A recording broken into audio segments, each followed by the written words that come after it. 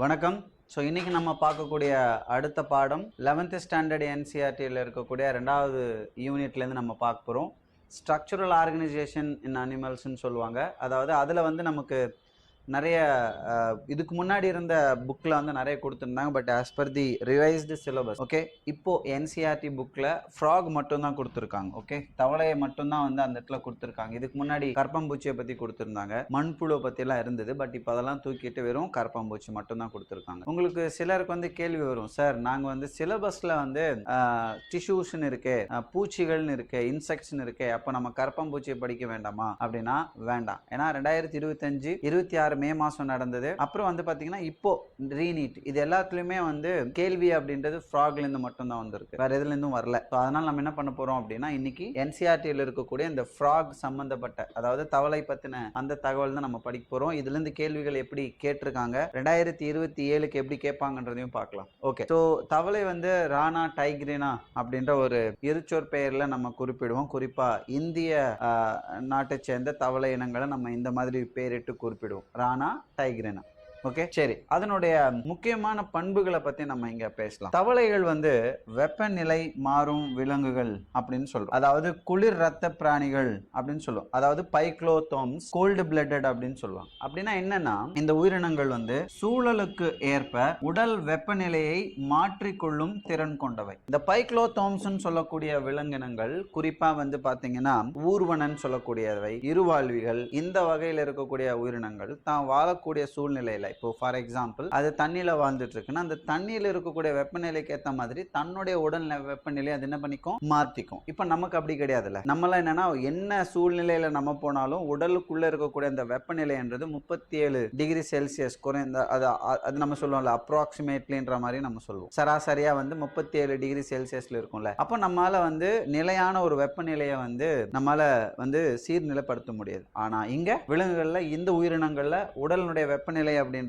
சூழ்நிலைக்கு ஏற்ற மாதிரி தான் என்ன பண்ணிக்கும், மாற்றிக்கொள்ளக்கூடியதா இருக்கும். இது ஃபர்ஸ்ட் பாயிண்ட். செகண்ட் பாயிண்ட் வந்து இந்த தவளை இனங்கள்ல இருக்கக்கூடிய பல தவளைகள்ல மறை வண்ணம் அல்லது பகட்டுருவம் அப்படின்ற ஒரு பண்பு இருக்கு. அதாவது நம்ம கேமோஃப்ளேஜ்னு சொல்லக்கூடிய நிறம் மாறும் தன்மை இருக்கு.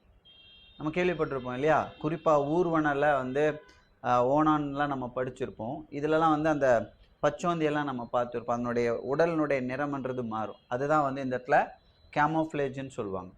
ஸோ பகைவர்களிடமிருந்து தங்களை காத்துக்கொள்ள சூழலுக்கேற்ப நிறத்தை மாற்றும் திறனை தான் நம்ம இந்த இடத்துல கேமோஃப்ளேஜ் அப்படின்னு சொல்கிறோம். இன்னொன்று பாதுகாப்பு நிறமாற்றம் அப்படின்றத ப்ரொடெக்டிவ் கலரைசேஷன் சொல்லுவாங்க. இதுதான் மிமிக்ரி அப்படின்னு சொல்லுவாங்க. அதாவது ஒரு போலி உருவம் செய்தது.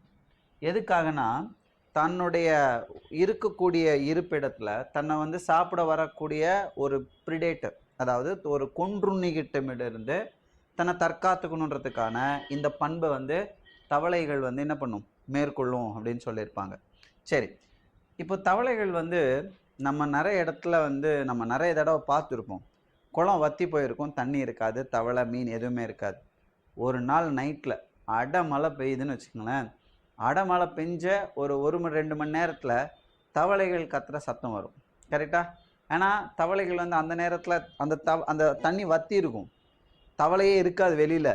ஆனால் தண்ணி மழை பெஞ்சோடனே தண்ணியில் தவளை கத்த ஆரம்பிக்கும். கரெக்டாக? நைட்லாம் கத்திக்கிட்டே இருக்கும். காரணம் என்னென்னா, இந்த மாதிரியான அசாதாரண சூழ்நிலைகள், தன்னுடைய வாழ்வுக்கு ஏற்ற சூழ்நிலை இல்லாதப்போ இந்த தவளை இனங்கள் என்ன பண்ணுன்னா மண்ணுக்கு அடியில் போய் புதைஞ்சிடும். எப்போ மண்ணுக்கு அடியில் போய் புதைஞ்சிடுதோ அப்போ என்ன ஆகுனா அது மண்ணுக்குள்ளே இருந்து அங்கே உயிர் வாழும். ஆனால் வந்து உயிர் வாழ்ந்துட்டு தான் இருக்கும், ஆனால் அது வந்து செயல்படாத தன்மையில் இருக்கும். இந்த ஒரு நிலையை நம்ம எஸ்டிவேஷன் அப்படின்னு சொல்லுவோம். அதுக்கு பேர் கோடைக்கால உறக்கம். இந்த கோடை காலத்தில் ஏற்படக்கூடிய வறட்சியை எதிர்த்து போராடக்கூடிய ஒரு தன்மை. அதே மாதிரி நிறைய குளிர்காலத்தில் ஓகே அப்போ ஒரு உறக்கத்தை மேற்கொள்ளும், குளிர்கால உறக்கம் அப்படின்னு சொல்லுவோம். அதை நம்ம ஹைபர்னேஷன் அப்படின்னு சொல்லுவோம். இந்த ரெண்டுமே வந்து பார்த்தீங்கன்னா இந்த எஸ்டிவேஷன் சொல்லக்கூடிய கோடைக்கால உறக்கமும் ஹைபர்னேஷன் சொல்லக்கூடிய குளிர்கால உறக்கமும் கண்டிப்பாக வந்து கடுமையான காலநிலையை எதிர்கொள்வதற்கான ஒரு சூழல் அப்படின்னு நம்ம சொல்லலாம். புரியுதா? இது கேள்வியாக கேட்கறதுக்கான வாய்ப்புகள் இருக்குது. நீங்கள் கேட்கலாம் சார், இந்த மாதிரியான ஒரு சூழல் ஏற்படும் போது இந்த உயிரினங்கள் எப்படி தங்களை வந்து தற்காத்துக்குது அப்படின்னு ஒரு கேள்வி. ஐ மீன், எப்படி மண்ணுக்கடியில் புதைஞ்சிருக்கும் போது எப்படி உயிர் வாழுது அப்படின்ற மாதிரி கேட்கலாம். அதுக்கான பதிலும் நம்ம அடுத்தடுத்து பார்க்க போகிறோம். ஓகேவா? சரி, மொத்தம் 4 வார்த்தை இருக்குது. பைக்ளோதோம்ஸ், camouflage or mimicry, protective colorisation, aestivation, hibernation. இந்த இங்கிலீஷ் வார்த்தைகளை நம்ம வந்து கண்டிப்பாக வந்து தமிழே நம்ம புரிஞ்சுக்கணும். அதுக்கான தமிழாக்கமும் நான் இங்கே கொடுத்துருக்கேன். ஓகேவா? சரி, அடுத்து இதனுடைய புற அமைப்பியலை பற்றி நம்ம பார்க்கலாம். இந்த தவளைகளினுடைய புற தோற்றத்தை பற்றி நம்ம பார்க்கலாம். அதில் இதனுடைய தோல் அப்படின்றது மென்மையானது, வளவளப்பானது. ஏன்னா இதில் வந்து கோழை சுரப்பி இருக்கிறதால இந்த கோழை பொருள் வந்து தோல் மேலே சுரக்கும். அது ஒரு வளவளப்பு தன்மையை வந்து தவளைக்கு கொடுக்கும். ஓகேவா? ரைட். ஈரப்பதத்தோடு இருக்கிறதுக்கு காரணமே அதுதான் முதல் பண்பு. ரெண்டாவது பண்பு, அதனுடைய முதுகுப்புற நிறம் அப்படின்றது பொதுவாக கரும்புள்ளிகளுடன் கூடிய ஆலிவ் பச்சை நிறத்தில் இருக்கும். அதுவே வந்து வயிற்றுப்புற தோலில் சீரான வெளிர் மஞ்சள் நிறம் இதில் இருக்கும் அப்படின்னு சொல்லியிருப்பாங்க. தவளை ஒருபோதும் வாய் வழியாக தண்ணீர் குடிக்காது. அப்படியா? தவளை தண்ணி குடிச்சது பார்த்துருக்கீங்களா யாராவது? தவளை தண்ணி குடிக்குமா குடிக்காதானா? குடிக்காது. அப்புறம் எப்படி சார் அப்படின்னா, நல்லா கவனிங்க, மாறாக அதை தன் தோல் வழியாகவே உறிஞ்சுகிறது. ஓகே, இது ரொம்ப முக்கியமான ஒரு தகவல், ஞாபகம் வச்சுக்கணும். சரியா? சரி, அது எப்படி சார் தோல் மூலமாக அது உரியுது அப்படின்னா, பரவல் அப்படின்ற ஒரு கடத்தல் முறை மூலமாக நடக்கும். அது எப்படின்றது அடுத்து நம்ம பார்க்கலாம். ஓகே, சரி. இவற்றினுடைய கண்கள் வந்து பிதுங்கி நிமிட்டும் சவ்வு, அதாவது நிமிட்டும் சவ்வு அப்படின்றது நிக்டிடேட்டிங் மெம்பரேன்னு சொல்லுவாங்க. இப்போ நீங்கள் எடுத்துக்காட்டாக சொல்கிறேன், தண்ணியில் நம்ம முதலைகள் நின்றுட்டு இருக்கிறத பார்ப்போம். முதலை வந்து தண்ணி அந்த கரையோரத்தில் இருக்கும்போது அதனுடைய கண்ணுக்குள்ளே நம்ம பார்க்கும்போது திறந்து தான் வச்சுருக்கோம். ஆனால் ஒரு ஒரு ஒரு கண்ணாடி மாதிரியான ஒரு சவ்வு வந்து அப்படியே கீழே இறங்கி மேலே போகும். அதுக்கு பேர் தான் நிக்டிடேட்டிங் சவ்வு அல்லது இந்த இடத்துல நிமிட்டும் சவ்வுன்னு சொல்லுவாங்க. இந்த சவ்வு எதுக்காக பயன்படுதுன்னா, தண்ணியில் இருக்கும்போது அந்த நீர் அந்த கண்ணை வந்து பாதிக்கு ஏற்படுத்தக்கூடாது. இப்போ நம்மெல்லாம் போய் தண்ணியில் போய் திறந்துட்டே வச்செல்லாம் ரொம்ப நேரம் இருக்க முடியாது. கரெக்டாக ஒரு மாதிரி கண் எரியிற மாதிரி இருக்கும். அந்த மாதிரியான சூழ்நிலை அதுக்கு வந்துடக்கூடாதுன்றதுக்காக இது ஒரு ஒரு ஒரு மிச்ச உறுப்புன்னு சொல்லுவாங்க இதை. ஐ மீன், ஒரு கூடுதலான ஒரு உறுப்பாக இந்த உயிரினங்களில் இருக்குன்னு நம்ம சொல்லலாம். புரியுதா? ஸோ இது எதுக்காக பயன்படுது? நீரில் இருக்கும்போது கண் பாதுகாப்புக்கு உதவுகிறது அப்படின்னு சொல்கிறாங்க. இதெல்லாமே வந்து கீவேர்ட்ஸ் தான். புரியுதா? இந்த நிக்டிடேட்டிங் சவ்வை வந்து நல்லா ஞாபகம் வச்சுக்கணும். ஓகேவா? சரி, அடுத்து போயிடலாம். நெக்ஸ்ட் ஒன் வந்து இதில் இன்னும் முக்கியமாக பார்க்க போகிறோம். பின்னங்கால்கள் 5 விரல்களுடன் முடிவடைகின்றன. மேலும் அவை முன்னங்கால்களை விட, அதாவது 4 விரல்கள் இருக்கு, பெரியதாகவும் தசைநார் கொண்டதாகவும் இருக்கும். இவை குதிக்கவும் நீந்தவும் உதவுகின்றன. யாரை பற்றி சொல்கிறாங்க? பின்னங்கால்களை பற்றி பேசுகிறாங்க. ஓகேவா? அடுத்து பாலின இரு வடிவமைப்பு இருக்குன்னு சொல்லியிருக்காங்க. பாலின இரு வடிவமைப்பு இருக்குன்னு சொல்கிறாங்க. அதாவது செக்ஷுவல் டைமார்பிசம் அப்படின்னு சொல்கிறாங்க. அதுக்கு பேர் என்ன? செக்ஷுவல் டைமார்பிசம் அப்படின்னா என்ன?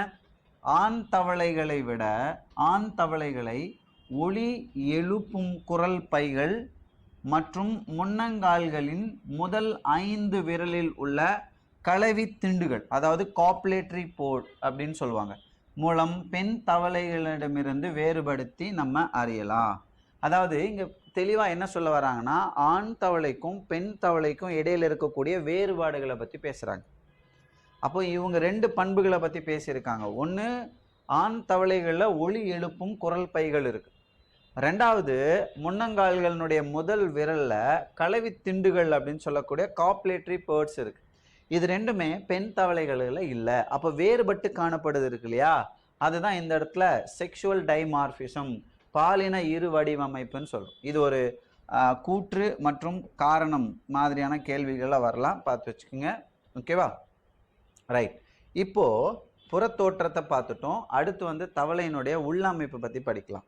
உள்ளமைப்புன்றது ரொம்ப அவசியமான ஒன்று. ஏன் அப்படின்னா, இதுலேருந்து ஒரு 3 கேள்வி 2 கேள்வி வரலாம், நம்ம அதை பதில் கொடுக்க போகிறோன்றது பிரதானமான பயன்பாடாக இருந்தாலும் இது சார்ந்த கேள்விகள் வருதுன்றது ஓகே. ஆனால் இதில் இருக்கக்கூடிய தகவல்களை நம்ம நல்லபடியாக தெரிஞ்சுக்கும் போது மனித உடற்செயலியில் படிக்கும்போது இது நமக்கு யூஸ்ஃபுல்லாக இருக்கும்.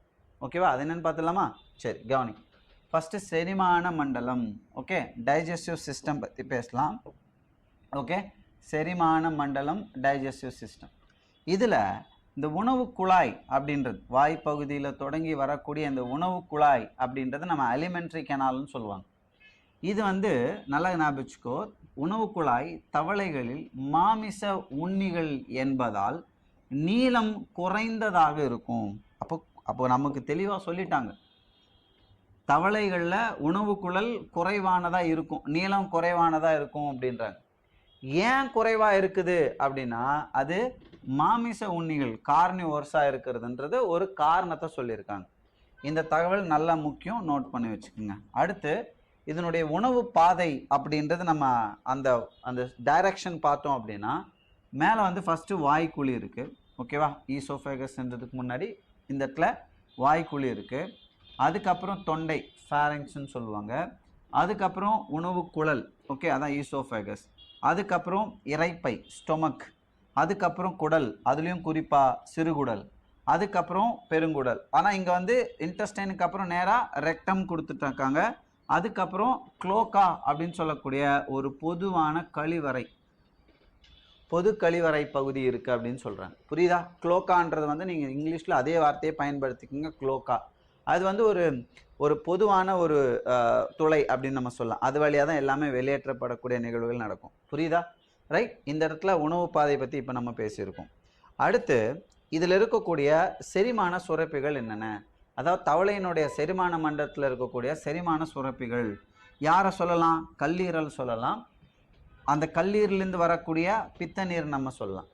அதே மாதிரி இந்த பித்த நீர் எதுக்கு பயன்படுது அப்படின்னா, அதாவது கல்லீரலில் பித்தப்பை இருக்குது, பித்தப்பையிலேருந்து பித்த நீர் வருது.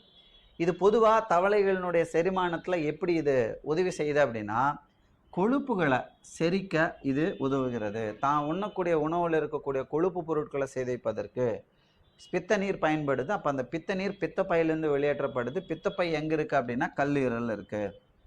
புரியுதா? அப்போ தவளையினுடைய அந்த கல்லீரலிருந்து பித்த நீரை வெளியேற்றக்கூடிய அதுதான் பித்தப்பை. அதுலேருந்து வரக்கூடிய அந்த பித்த நீர் உணவில் இருக்கக்கூடிய கொழுப்புகளை செரிக்கிறதுக்கு பயன்படுகிறது. அடுத்து கவனிங்க. நெக்ஸ்ட்டு இன்னொரு செரிமான உறுப்புன்றது கணையம். கணையம் அப்படின்றது கணையச்சாற்றை வந்து சுரக்குது. இது கார்போஹைட்ரேட்டுகள் மற்றும் புரதங்களை செரிக்க பயன்படுகிறதுன்னு சொல்லணும். செரிக்கணும்ல, அது சாப்பிடக்கூடிய உணவில் இருக்கக்கூடிய புரதங்களை செரிக்கணும், கார்போஹைட்ரேட்டுகளை செரிக்கணும்னா அதுக்கான நொதிகள் அங்கே இருக்கணும். ஃபார் எக்ஸாம்பிள் வந்து நம்ம நிறைய சொல்லலாம். ஓகே, அந்த நொதிகள் எல்லாமே வந்து பார்த்திங்கன்னா ட்ரிப்சின் அப்படின்னு சொல்லுவாங்க, கைமோட்ரிப்சின், இந்த மாதிரி நிறைய நொதிகள் வந்து கார்போஹைட்ரேட்டுகளையும் புரதங்களையும் சிதைக்கக்கூடியதாக இருக்கும். அதை சிதைப்பதற்கான நொதிகள் எங்கே இருக்கும்? கணையச்சாறில் இருக்கும் அப்படின்னு சொல்கிறாங்க. அப்போ கணையம் அப்படின்றது நம்ம மேற்கொண்டு பார்ப்போம்னா அது வந்து ஒரு நாளமில்லா சுரப்பியாகவும் செயல்படும். உணவு செரிமானத்தின் போது அந்த அந்த நொதிகள் இருக்கக்கூடிய அந்த கணையச்சாரையும் சுருக்கும். அப்போ இது வந்து ஒரு ரெண்டையும் நம்ம சொல்லுவோம், நாளமில்லா சுரப்பியாகவும் செயல்படும், நாளமுள்ள சுரப்பியாகவும் செயல்படும். புரியுதா? சரி. உணவு உட்கொள்ளும் முறை அப்படின்றது அது தன்னுடைய உணவை வந்து இருமுனை நாக்கு, பைலோப்டு டங்கு மூலமாக அது வந்து கவருகிறது. அதுக்கப்புறம் அந்த உணவானது என்ன ஆகுதுன்னா இரைப்பைக்கு போகுது. அங்கே செரிமானம் நடந்து கைம் அப்படின்ற அந்த ஒரு ஃபார்முக்கு வருது, அந்த வடிவத்துக்கு வருது. கைம் அப்படின்றதா உருவாகுது. அந்த கைம் அடுத்து எங்கே நகருது அப்படின்னா முன் சிறுகுடலுக்கு நகருது. எங்கே நகருது? முன் சிறுகுடலுக்கு நகருது. ஸோ நம்ம புக்கில் இப்படி கொடுத்துருக்க மாட்டாங்க. நான் என்ன பண்ணியிருக்கேன், அந்த ஏரோ மார்க் போட்டு கொடுத்துருக்கிறதுக்கான காரணம் என்ன, உணவானது இந்த முறையில் தான் செரிமானத்துக்குள்ளாகி இப்படி பயணிக்குது உணவு பாதையில்ன்றதை நான் தெரியப்படுத்துகிறேன். புரியுதா? இப்போது டியோடினம்ன்றது சிறுகுடலினுடைய முதல் பகுதி, முன் சிறுகுடல். அப்போ அந்த சிறுகுடலின் உட்புறச்சோரில் வந்து சில விரல் போன்ற மடிப்புகள் இருக்கும். அதுக்கு பேர் குடல் உறிஞ்சிகள் அப்படின்னு சொல்லுவாங்க, வில்லை அப்படின்னு சொல்லுவாங்க. இன்னும் சில நுண்குடல் உறிஞ்சிகள் இருக்குது, மைக்ரோ வில்லை. இது வந்து என்ன ஆகுதுன்னா செரிமானம் அடைந்த உணவிலிருந்து கிடைக்கக்கூடிய ஊட்டச்சத்துக்களை ரத்தத்துக்குள்ளே இழுத்துக்கிறதுக்கு பயன்படுது. புரியுதா? அப்போ நமக்கு இந்த இடத்துல நல்லா ஞாபகம் வச்சுக்கோங்க, இதெல்லாம் சரியான முறையில் நம்ம படித்தாதான் இதுலேருந்து நமக்கு கேள்விகள் வரும்போது நம்ம சரியாக ஆன்சர் பண்ண முடியும். புரியுதா? ஓகே, நல்லா ஞாபகம் வச்சுக்கோங்க. உணவு எப்படி எப்படி அது செரிமானத்துக்குள்ளாகுதுன்னா, தன்னுடைய இருமுனை நாக்கால் ஒரு உணவை வந்து அந்த தவளை வந்து பிடிக்குது. அதுக்கப்புறம் என்ன ஆகுது? அது உணவானது அடுத்து என்ன சொல்லியிருக்காங்க, இறைப்பைக்கு போகுது. ஈசோஃபேரங்ஸ்ன்னு சொல்லுவாங்க. அதுக்கப்புறம் தொண்டை, அதுக்கப்புறம் உணவுக்குள்ளல் ஈசோஃபேகஸ்லேருந்து ஸ்டொமக், இறைப்பைக்கு போனோடனே அங்கே வந்து கொஞ்சம் கைம் அப்படின்றது மாதிரி அங்கேருந்து சிறுகுடலுக்கு வருது. சிறுகுடல்லேருந்து அது வந்து முழுவதுமாக செரிமானத்துக்குள்ள, ஏன்னா சிறுகுடல் பகுதியில் இருக்கக்கூடிய டியோடினம் தான் முழுவதுமாக உணவு செரிமானம் அடையக்கூடிய பகுதி. அங்கே செரிமானம் அடைஞ்சதுக்கப்புறம் அங்கேருந்து கிடைக்கக்கூடிய ஊட்டச்சத்துக்களை அது அப்படியே வந்து ரத்தத்தில் வந்து சேர்க்கணும் இல்லையா? அது உறிஞ்சக்கூடிய உறுப்புகளை தான் நம்ம இங்கே குடல் உறிஞ்சுகள்னு சொல்கிறோம். புரியுதா? ஸோ இதோட நம்ம என்ன முடிச்சிருக்கோம், தவளையினுடைய அந்த செரிமான மண்டலத்தை பற்றி முடிச்சிட்டோம். அடுத்து நம்ம பார்க்க போகிறது தவளையினுடைய சுவாச மண்டலம் பற்றி பேச போகிறோம். ஓகேவா? ரெஸ்பிரேட்டரி சிஸ்டம்னு சொல்லுவாங்க. ஓகே, நீரில் உள்ள சுவாசம் ஃபஸ்ட்டு பார்க்கலாம். அதாவது தவளைகள் வந்து இருவாழ்விகள், நீரில் இருக்கும் நிலத்தில் இருக்கும் இல்லையா? அப்போ நீரில் இருக்கும்போது அதனுடைய சுவாச உறுப்பாக யார் இருக்காங்க? தோல். சரியா? சுவாச உறுப்பாக செயல்படுகிறது. அது எந்த முறையில் நடைபெறுகிறதுனா, இது பரவல் முறையில் நடைபெறுகிறது. டிஃப்யூஷன் அப்படின்னு சொல்லுவாங்க. அதாவது ஒரு செறிவு அதிகமாக இருக்கக்கூடிய இடத்துல இருந்து குறைவாக இருக்கக்கூடிய இடத்திற்கு மூலக்கூறுகள் நகர்றதுல தான் நம்ம பரவல் அப்படின்னு சொல்கிறோம். அப்போ அந்த முறையில் ஆக்சிஜன் அப்படின்றது தண்ணியில் கரைந்து இருக்கும். அப்போ தண்ணியில் இருக்கிற அந்த கரைந்து இருக்கக்கூடிய ஆக்சிஜன் அப்படின்றது அந்த தோல் மூலமாக இதுக்கு கிடைக்குது. இது முதல் வரை. ரெண்டாவது, நிலத்தில் சுவாசம் அப்படின்றது எதன் வழியாக நடக்குதுன்னா, வாய்க்குழி, பக்கல் கேவிட்டின்னு சொல்லுவாங்க, தோல். ஓகேவா? அது மட்டும் இல்லாமல் நுரையீரல்கள். ஸோ குறிப்பாக வந்து நுரையீரல்களால் நடைபெறுகிறதால இதை நம்ம நுரையீரல் சுவாசம், பல்மனரி ரெஸ்பிரேஷன் அப்படின்னு சொல்லுவோம். அப்போ நிலத்தில் இருக்கும்போது சில உறுப்புகளும் நீரில் இருக்கும்போது சில உறுப்புகளும் இதுக்கு அதாவது சுவாச உறுப்புகளாக இருக்குன்றது நமக்கு கொடுத்துருக்காங்க. இது வந்து நமக்கு வந்து 2025 கேட்ட கேள்வி. நீட் 2025 கேட்டிருந்தாங்க. இது ஞாபகம் வச்சுக்கோங்க. சரியா? புரியுதா? இதில் எதுவும் சந்தேகம் இல்லையே? ஓகே, இப்போ அடுத்து நுரையீரல்கள் அப்படின்றது வந்து எங்கே இருக்குது அப்படின்னு பார்த்தீங்கன்னா, ஒரு ஜோடி நீண்ட இளஞ்சிவப்பு நிறமுடைய அமைப்புகள் தான் அப்படின்றத ஞாபகம் வச்சுக்கணும். யாரை பற்றி பேசுகிறாங்க இந்த இடத்துல? நுரையீரல்கள். நல்லா புரிஞ்சுக்குங்க. ஒரு ஜோடி நீண்ட இளஞ்சிவப்பு நிற பை போன்ற அமைப்புகள் அப்படின்னு சொல்கிறோம். புரியுதா?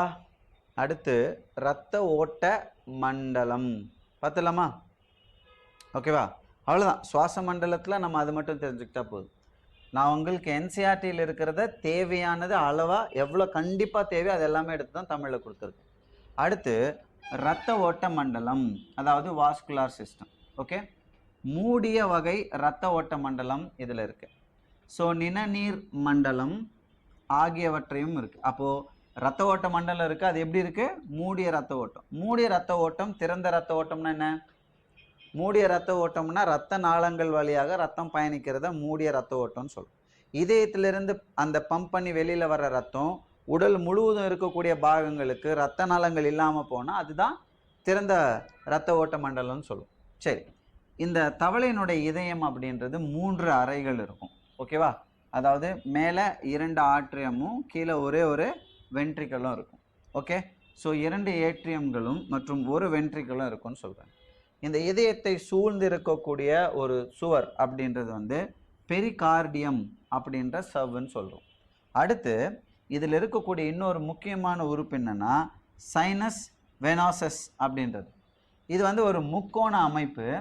இது மகாசிரை, அதாவது வீணா கேவான்னு சொல்லக்கூடிய முக்கியமாக வந்து ஆக்சிஜனற்ற ரத்தத்தை வந்து உடல்லிருந்து இதயத்துக்கு எடுத்துகிட்டு வர ஒரு என்ன சொல்லலாம், ஒரு சிறை. அது பெருஞ்சிறை அப்படின்னு சொல்லுவாங்க. இங்கே மகாசிரைன்னு சொல்லியிருக்காங்க. இது நீங்கள் வந்து பெருஞ்சிறை அப்படின்றத நான் வச்சுக்கணும். ஓகேவா? சரி, ஸோ இதன் மூலம் இரத்தத்தை பெற்று வலது ஏற்றியத்துடன் இணைகிறது. இதுதான் வந்து சைனஸ் வெனோசிஸ். இதில் கூடவே கோனஸ் ஆர்ட்ரியோசிஸ் அப்படின்ற இன்னொரு அமைப்பு இருக்குது. இது வென்ட்ரிக்கல்கள் இதயத்தின் வயிற்றுப்புறத்தில் உள்ள இந்த பை போன்ற கூம்பு வடிவ அமைப்பில் திறக்கிறது. அப்போது ஒரு விஷயம் கிளியராக புரியுது. சைனஸ் வெனோசிஸ் என்றது வந்து இந்த இடத்துல வீணா கேவா, அதாவது பெருஞ்சுரையோட அமைந்திருக்கு. கோனஸ் ஆர்ட்ரியோசிஸ் என்றது வந்து வென்ட்ரிக்கலோட இணைஞ்சிருக்கு. ஓகேவா?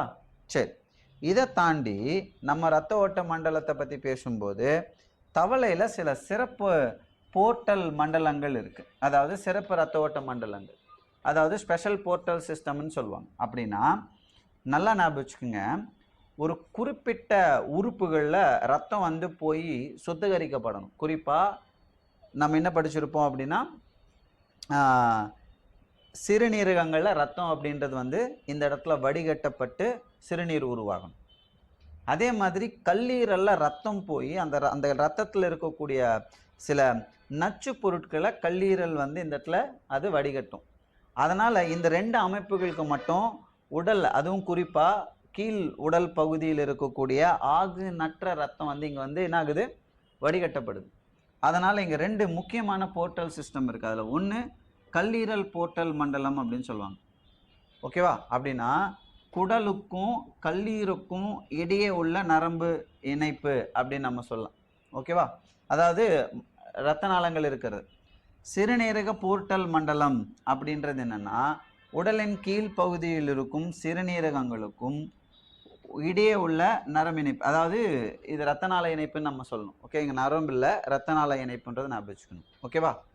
புரியுதா? இதில் ஒன்று கல்லீரல் போர்ட்டல், இன்னொன்று சிறுநீரக போர்ட்டல். அதாவது உடல் இருந்த ரத்தம் வந்து சிறுநீரகத்திற்கும் கல்லீரலுக்கும் தனியாக பயணிக்கக்கூடிய சில இரத்த நாளங்கள் இருக்கக்கூடிய அமைப்பு. அடுத்து ரத்தத்தை பற்றி பேசும்போது அதில் இரத்த சிவப்பணுக்கள் இருக்கும். ஆனால் இன்னும் ஒரு முக்கியமான பண்புனா உட்கரு கொண்டவை. நம்மளுடைய இரத்த சிவப்பணுக்கள் என்ன இருக்காது, உட்கருன்னு ஒன்று கிடையாது. என்ன இருக்காது, உட்கரு இருக்காது. ஆனால் இங்கே உட்கரு இருக்குன்னு சொல்லியிருக்காங்க. ஓகேவா? அடுத்து ஹீமோகுளோபின் அப்படின்ற சிவப்பு நிற நிறமியும் இதில் இருக்குன்னு சொல்கிறாங்க. என்ன இருக்குது, சிவப்பு நிற நிறமியும் இருக்குது. ஓகேவா? சரி,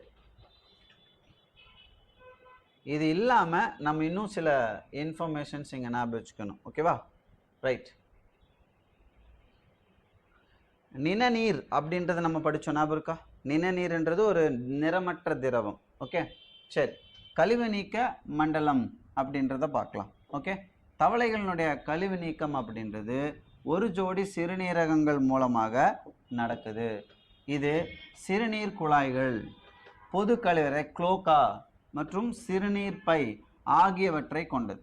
இதெல்லாம் இருக்கும். இதில் சிறுநீரகங்கள் அப்படின்றது வந்து உடற்குழியில் முதுகெலும்பு தொடரின் இருபுறமும் சற்று பின்புறமாக அமைந்துள்ள அடர் சிவப்பு மற்றும் அவரை விதை வடிவ அமைப்புகளாகும். எப்படி கொடுத்துருக்காங்க, எங்கே அது அமைந்திருக்கு, எந்த நிறத்தில் இருக்குது, அடர் சிவப்பு நிறத்தில் இருக்குது, எப்படி இருக்குது, அவரை விதை வடிவத்தில் இருக்குது. மற்றதுக்கெல்லாம் கிட்னி ஷேப்புன்னு சொல்லுவோம். ஆனால் கிட்னிக்கே ஷேப்பு கொடுக்கும்போது தான் அவரை விதை வடிவம்னு சொல்லுவோம். ஓகே, அடுத்து இவற்றினுடைய முக்கியமான செயல் அலகுகள் அப்படின்றத நம்ம யாரை சொல்லுவோம், நெஃப்ரான்கள் சொல்லுவோம். நமக்கு தெரியும் இல்லையா, நம்மளுடைய நம்மளுடைய கழிவு நீக்கத்திலையும் கழிவு நீக்க உறுப்பான சிறுநீரகத்தில் இருக்கக்கூடிய செயல்பாட்டு அலகுகளை நம்ம என்னன்னு சொல்லுவோம், நெஃப்ரான்கள்னு சொல்லுவோம். ஓகேவா? ஒவ்வொரு சிறுநீரகமும் நெஃப்ரான்கள் அல்லது சிறுநீர் நுண்குழாய்கள் எனப்படும் பல கட்டமைப்பு மற்றும் செயல்பாட்டு அலகுகளால் ஆனது. ஓகேவா? இது புரியுதா? ரைட். அடுத்து தவளை யூரியாவை கழிவு நீக்க பொருளாக ஒரு நைட்ரஜன் கழிவாக வெளியேற்றும்.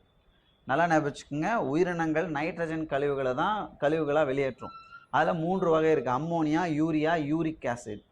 அதில் தவளைகள் வந்து யூரியாவை ஒரு கழிவு நீக்க பொருளாக வெளியேற்றுறதால இதை நம்ம என்னன்னு சொல்கிறோம், யூரியோடெலிக் அப்படின்னு சொல்கிறோம். என்ன பேர் வச்சுருக்கோம் இதுக்கு, பேர் யூரியோடெலிக் அப்படின்னு சொல்கிறோம். அடுத்து ஆண் தவளைகளில், ஓகே, இது ரொம்ப ரொம்ப முக்கியம், சிறுநீரகங்களிலிருந்து வரும் 2 சிறுநீர் குழாய்களும் சிறுநீர் இனப்பெருக்க குழாயாக யூரினோஜெனிட்டல் டக்ட் அப்படின்னு சொல்கிறோம். ஓகேவா? நல்லா ஞாபகம் வச்சுக்கோ, இனப்பெருக்க குழாயாக, சிறுநீர் இனப்பெருக்க குழாயாக ஒன்று தான், ஆனால் ரெண்டு வேலையாகவும் செயல்பட்டு பொது கழிவறையிலிருந்து திறக்கிறது, குளோக்காலிருந்து வெளியில் வருதுன்னு சொல்கிறாங்க. இது எங்கே? ஆண் தவளைகளில். ஆனால் பெண் தவளைகளில் பாருங்கள், சிறுநீர் குழாய்களும் அண்ட குழாயும் ஓவிடக்ட்னு சொல்லக்கூடியது பொது கழிவிலிருந்து தனித்தனியாக திறக்கின்றன. இப்போது இது கவனிங்களேன், இது ஆண் தவளையினுடைய இனப்பெருக்கம். ஓகே, இது வந்து விந்தகங்கள் டெஸ்டிஸ், இது வந்து சிறுநீரகம் கிட்னி. ஓகேவா? இப்போ இந்த சிறுநீரகம் இதுலேருந்து தான் சிறுநீர் வெளியேற்றப்பட்டு வெளியில் வருது. வெளியில் அதை எடுத்துகிட்டு வர்றது யாருன்னா யுரேட்டர், சிறுநீர் நாளம். ஆனால் அதை நம்ம என்னன்னு சொல்கிறோம்? யூரினோ, சிறுநீர். ஜெனிட்டல் அப்படின்னா இந்த இடத்துல இனப்பெருக்க குழல் ரெண்டாவும் இருக்குது. ஓகேவா? ஆனால் இது கவனிச்சு பாருங்கம்மா, இங்கே பாருங்கள், இது பெண் தவளையினுடைய அமைப்பு. இந்த தவளையில் நல்லா கவனிச்சு பாருங்கள், இது ஓவிடக்டு, இது வந்து யுரேட்டர் சிறுநீர். இது தனியாக இருக்குது, இது தனியாக இருக்குது, தெரியுதா? இது தனியாக, இது தனியாக இருக்குது. கரெக்டாக? இந்த மாதிரி தனித்தனியாக இருக்கிறது யாருடைய எங்கே பார்க்கலாம்? அதாவது பெண் தவளைகளில் பார்க்கலாம். ஆனால் ஆண் தவளைகளில் ரெண்டுமே ஒன்றா தான் இருக்குது. ஓகேவா? ஸோ இந்த தகவல் ரொம்ப முக்கியம். இதன் அடிப்படையில் கேள்விகள் வரலாம். ஓகேவா? சரி, அடுத்து நம்ம என்ன பேசலாம்? நாளமில்லா சுரப்பி மண்டலம் ரொம்ப சிம்பிள். மனிதர்கள் இருக்கக்கூடிய pituitary, thyroid, parathyroid, thymus, pineal, கணையம், இந்த மாதிரியான எல்லா அட்ரினல் எல்லா சுரப்பிகளும் இதுலேயும் இருக்குது, இனப்பெருக்க சுரப்பிகளும் இருக்குது. ஓகே, ஆனால் இது வந்து தவளையினுடைய அந்த செயல்பாடுகளை ஒருங்கிணைக்கக்கூடிய ரெண்டு அமைப்புகள். ஒன்று நரம்பு மண்டலம், இன்னொன்று நாளமில்லா சுரப்பி மண்டலம். நாளமில்லா சுரப்பி மண்டலத்திலேருந்து ஹார்மோன்கள் இந்த பணியை செய்யுது. இப்போ அடுத்து இதில் நரம்பு மண்டலம் பற்றி பேசுங்களா? ஓகேவா? நரம்பு மண்டலம் அப்படின்றது இந்த தவளைகளில் நரம்பு மண்டலன்றது மைய நரம்பு மண்டலம், பரிவு நரம்பு மண்டலம் இருக்கும். இதில் பாருங்கள், மைத்திய நரம்பு மண்டலம் அல்லது மைய நரம்பு மண்டலம், அது எல்லாருக்குமே நம்ம படித்து தான் சின்ன வயசுலேருந்து. மூளையும் தண்டு உடம்பும் இருக்குது. புற அமைப்பு நரம்பு மண்டலம் அப்படின்றது வந்து இந்த இடத்துல நல்லா கவனிங்க, 10 ஜோடி மூளை நரம்புகள், கிரேனியல் நர்வ்ஸ் மற்றும் தண்டுவட நரம்புகள் இதில் இருக்கும். அண்டு இந்த புற அமைப்பு நரம்பு மண்டலத்தில் தானியங்கு நரம்பு மண்டலம் இருக்குது, ஏஎன்எஸ்ன்னு சொல்லுவாங்க. தானியங்கு நரம்பு மண்டலம் அப்படின்னா இந்த சிஎன்எஸ்ன்னு சொல்லக்கூடிய மைய நரம்பு மண்டலத்தை உடலினுடைய மற்ற பாகங்களோட இணைக்கிறத தான் நம்ம தானியங்கு நரம்பு மண்டலம்னு சொல்கிறோம். அதுக்குள்ள அதாவது தானியங்கு நரம்பு மண்டலத்தை நம்ம ரெண்டாக பிரித்தோம்னா அதில் பரிவு மற்றும் எதிர்பரிவு நரம்பு மண்டலம், அதாவது சிம்பாத்தட்டிக், பாராசிம்பாத்தட்டிக் நரம்பு மண்டலம்னு பிரிக்கிறோம். இவ்வளோ அந்த டிவிஷன் நம்ம இங்கே பார்க்குறோம். ஃபஸ்ட்டு மைய நரம்பு மண்டலம், இன்னொன்று புற அமைப்பு நரம்பு மண்டலம். புற அமைப்பு நரம்பு மண்டலத்தை நம்ம என்னென்னு பிரிக்கிறோம் இந்த இடத்துல? தானியங்கு நரம்பு மண்டலம். அந்த தானியங்கு நரம்பு மண்டலம் என்ன சொன்னேன்? நம்ம உடலில் இருக்கக்கூடிய தானியங்கு உறுப்புகள், இதயம் மாதிரியான தானியங்கு உறுப்புகளோட இந்த நரம்பு மண்டலம் இணைக்கப்பட்டிருக்கும். இதில் இந்த சிம்பாத்தட்டிக்னு சொன்னோம் இல்லையா, அது நம்மளுடைய இதய துடிப்பை வந்து அதிகரிக்கும். இந்த பாராசிம்பாத்தட்டிக் இதய துடிப்பு அளவு வந்து குறைக்கக்கூடியதாக இருக்கும். அப்போ தானியங்கு உறுப்புகளோட இணைக்கப்பட்டிருக்கக்கூடிய நரம்பு மண்டலத்தை தான் நம்ம இந்த இடத்துல சொல்லியிருக்கோம். ஓகேவா? அடுத்து மூளை மண்டை ஓடு, அதாவது கிரேனியம் அப்படின்ற ஒரு எலும்பு பெட்டகத்துக்குள்ளே தான் மூளை வந்து ரொம்ப பாதுகாப்பாக இருக்குது. ஏன்னா மைய நரம்பு மண்டலன்றது மூளையை உள்ளடக்கியது இல்லையா? ஸோ அதில் மூளையில் வந்து பார்த்திங்கன்னா நம்ம எல்லாருக்குமே தெரியும், முன்மூளை. ஓகேவா? அதுக்கப்புறம் வந்து நடுமூளை, பின்மூளை அப்படின்ற 3 பகுதிகள் இருக்குது. ஆனால் கொஸ்டின் எப்படி கேட்பாங்க, நம்ம எப்படி ஞாபகம் வச்சுக்கோன்னா மேட்ச் டைப்பில் கேட்பாங்க. முன்மூளையில் நுகர்ச்சி மடல்கள், அதாவது நம்மளுடைய சிம்பிளாக சொல்லணும்னா ஸ்மெல் சம்மந்தப்பட்டது. ஓகேவா? அதுக்கப்புறம் இணைந்த பெருமூளை அரைக்கோளங்கள், அதாவது பேர்டு 2 பெரும் அரைக்கோளங்கள் இருக்குது, மற்றும் இணையாத டயன்செஃபலான். அப்போது இந்த இடத்துல நல்லா ஞாபகம் வச்சுக்கோங்க, முன்மூளையில் யாரெல்லாம் இருக்காங்க? ஃபார்பிரைன் இருக்குது முன்மூளை, அதில் நுகர்ச்சி மடல்கள் இருக்குதுன்னு சொல்லிட்டாங்க. அதுக்கப்புறம் என்ன இருக்குது? இணைந்த பெருமூளை அரைக்கோளங்கள் இருக்குது. அடுத்து இணையாத டயன்செஃபலான் இருக்குது. அது என்ன சார் இணைந்த இணையாது? பேர் 2ஆக இருக்கும், இங்கே தனியாக இருக்கும், அதுதான் அவங்க அப்படி கொடுத்துருக்காங்க. ஓகேவா? நடுமூளையில் 1 ஜோடி ஆப்டிக் மடல்கள் இருக்குது, பார்க்கக்கூடியது, விஷன், பார்வையோடு சம்மந்தப்பட்டது. பின்மூளையில் சிறுமூளை செரிபெல்லமும் முகுளமும் இருக்குது அப்படின்னு சொல்லியிருக்காங்க. ஸோ எந்த மூளை பகுதியில் எதெல்லாம் உள்ளடக்கி இருக்குன்றது கேள்வியாக வரலாம், மேட்ச் டைப்பில் கேட்கலாம். கொஞ்சம் தெளிவாக ஞாபகம் வச்சுக்கோங்க. ஓகேவா? அடுத்து போயிடலாமா? நெக்ஸ்ட்டு முகுளத்தை பற்றி பேசும்போது ஃபெராமன் மேக்னம் அப்படின்ற ஒரு துளை வழியாக தண்டு வடமாக தொடர்கிறது. இதனுடைய முகுளம்னுடைய அடுத்த தொடர்ச்சின்றது ஃபெராமன் மேக்னம் வழியாக தண்டு வடத்தோடு இணையுதுன்னு சொல்கிறாங்க. ஒவ்வொரு மூளை பற்றியும் தவளைக்குள்ளே இவ்வளோ அமைப்புகள் இருக்குது, அதை பற்றி நம்ம தெளிவாக படிச்சுக்கணும். ஃபெராமன் மேக்னம் அப்படின்னா மூளையினுடைய நரம்பு மண்டலம், அதுவும் குறிப்பாக பின்மூளையோட சம்மந்தப்பட்டதுன்னு ஞாபகம் வச்சுக்கணும். அடுத்து உணர்வு உறுப்புகள் பற்றி பேசலாம், சென்ஸ் ஆர்கன்ஸ் பற்றி பேசலாம். இப்போது தொடுதல், அதாவது உணர்வு, ஓகேவா? இதில் வந்து சென்சரி பேப்பலேன்னு சொல்லுவாங்க. சுவை அரும்புகள் இதில் இருக்கும். வாசனை, நாசி எபித்தீலியம் இருக்குது. இதெல்லாமே உணர்வு உறுப்புகள். இதெல்லாமே சுவை சார்ந்தது, சுவாசம் இது சார்ந்தது, சுவை சார்ந்ததுன்னு சொல்லியிருக்காங்க. ஓகேவா? கண்கள் மற்றும் உள்காதுகள் வந்து நன்கு ஒழுங்கமைக்கப்பட்ட முழுமையான அமைப்புகள். யாரை சொல்கிறோம்? ஒழுங்கமைக்கப்பட்ட முழுமையான அமைப்புகளை யாரை சொல்கிறோம்? நம்ம கண்களும் உள்காதுகளும். உள்காது இருக்கான்னு கேட்டால் ஆமாம். அது மட்டும் இல்லை, மற்றவை நரம்பு முனைகளை சுற்றியுள்ள எளிய உயிரணு திரள்கள், அதாவது செல்லுலார் அக்ரிகேட்ஸ்ன்ற ஒரு வார்த்தையை பயன்படுத்தியிருப்பாங்க என்சிஆர்டியில். அதுக்கு தான் நான் இப்படி கொடுத்துருக்கேன், உயிரணு திரள்கள் அப்படின்னு கொடுத்துருக்கேன். அடுத்து கண்கள் எளிய கண்கள், அதாவது ஒரே ஒரு அலகை கொண்டிருக்கும்.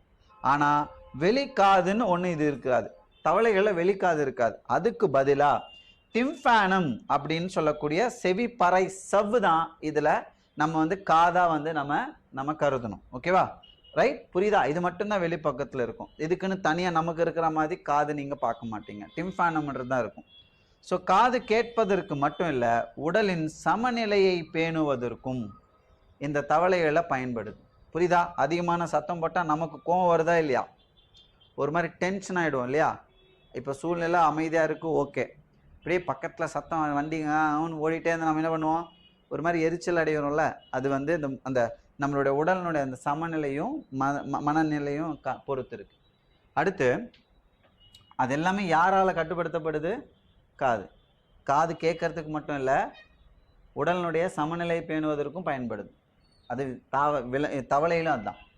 சரி, அடுத்து என்ன பார்க்க போகிறோம்? நம்ம ஆண் இனப்பெருக்க மண்டலம் பற்றி பேசிடலாம்.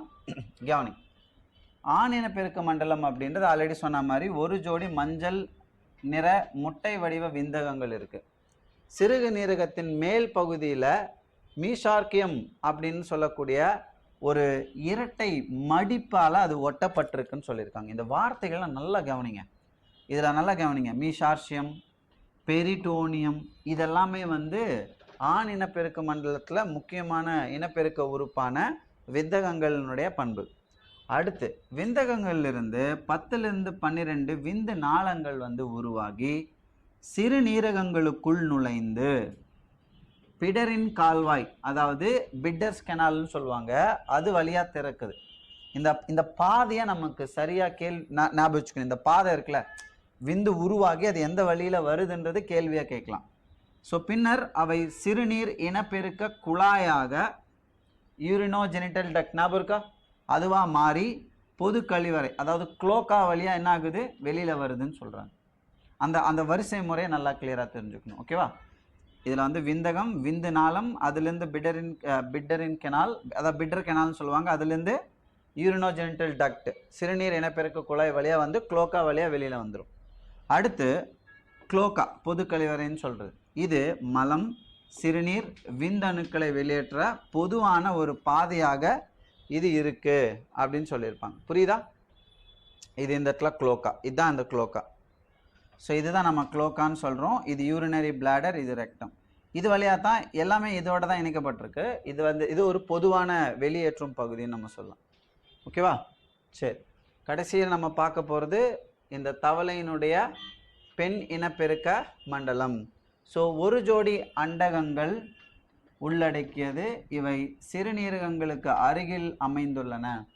ஆனால் சிறுநீரகங்களுடன் செயல்பட்டு தொடர்பு ஏதும் இல்லை. செயல்பாட்டு தொடர்பு ஏதும் இல்லை. ஆல்ரெடி நம்ம இங்கே பார்த்துட்டோமே. ஆனால் ஆண்களில் இப்போ தான் படித்தோம். ஆண்களில் வந்து சிறுநீரகங்களுக்குள்ளே போய் தான் அதுலேருந்து வெளியில் வரும்னு சொன்னோம். ஆனால் இங்கே அந்த மாதிரி இல்லை, தனித்தனியாக இருக்குது.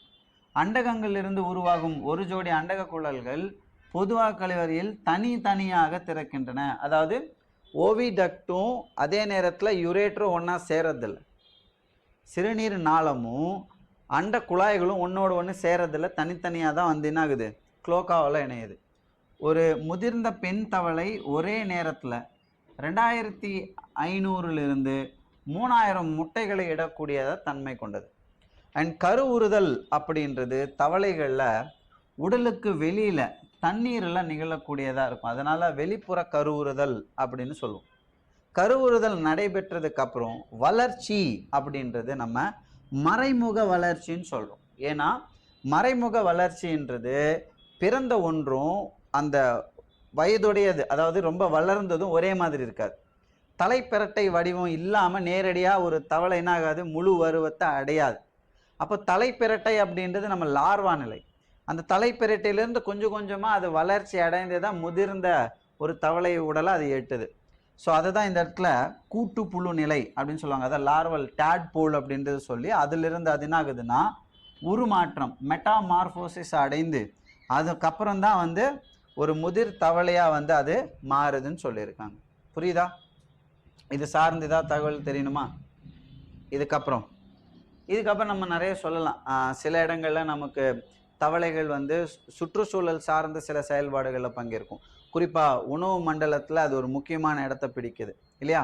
பூச்சிகளை சாப்பிட்டு அதனுடைய கட்டுப்படுத்துது. இது மற்ற உயிரினங்களுக்கு உணவாக வந்து பயன்படுது. அது மட்டும் இல்லை, நம்ம இன்னைக்கு ஓகே, நமக்கு இந்தியாவில் அதை நம்ம பெருசாக இது பண்ண மாட்டோம். மற்றும் பல நாடுகளில் வந்து தவளையினை வந்து அந்த அந்த அந்த மாமிசத்தை வந்து உண்ணக்கூடியவங்களும் இருக்காங்க. ஓகேவா? ரைட். நமக்கு அப்படி தான் தோணும் அதை சொல்லும்போது, ஐயோ அப்படியா, அது எப்படி சாப்பிட்றதுன்னு. ஆனால் நம்ம தாய்லாந்து அந்த பக்கம்லாம் பார்த்தீங்கன்னா தவளைக்கே ஒரு பெரிய இதெல்லாம் இருக்கும். அங்கே அதுக்குன்னு விதவிதமான டிஷ்ஷெல்லாம் வச்சுருப்பாங்க. அதனுடைய பின்னங்கால்கள் வந்து சதைப்பற்று அதிகமாக இருக்கும். அந்த சதைப்பற்று அதிகமாக இருக்கிறதால அதை அவங்க உணவாக எடுத்துக்கிறதுக்கு இது இருக்குது. சரியா? ஸோ இந்த வகுப்பில் வந்து நம்ம என்ன பார்த்துருக்கோம், எஸ்பெஷலி இந்த கிளாஸில் நம்ம வந்து செக்ஷுவல் என்ன சொல்லுவோம், சாரி மாற்றி சொல்கிறேன்னா என்ன சொல்லியிருக்கோம், ஸ்ட்ரக்சரல் ஆர்கனைசேஷன் அனிமல்ஸ். அதாவது விலங்குகளினுடைய அமைப்பியலில் நம்ம யாரை பற்றி பார்த்துருக்கோம், தவளை ஃப்ராக் மட்டும்தான் பார்த்துருக்கோம். 2025 26 மே 27 26 ரீநீட். இது மூணுத்துலையுமே இந்த தவளையிலேருந்து தான் கேள்வி வந்திருக்கு. 27லையும் நம்ம டிஸ்கஸ் பண்ண இந்த தகவலில் இருந்தால் ஏதோ ஒரு கேள்வி வரப்போகுது. சரியா? அண்ட் இந்த 2 பாடத்துல இருந்தும், அதாவது நம்ம இதுவரையும் வந்து பார்த்திங்கன்னா அனாட்டமி உள்ள அமைப்பியல் படிச்சிருக்கோம், அதுக்கப்புறம் ஃப்ராக் பற்றி படிச்சிருக்கோம், தவளை. இது 2த்துக்குமான கேள்விகளை அடுத்த ஒரு வீடியோவில் நான் டிஸ்கஸ் பண்ணுறேன் உங்களோட. சரியா? Thank you so much.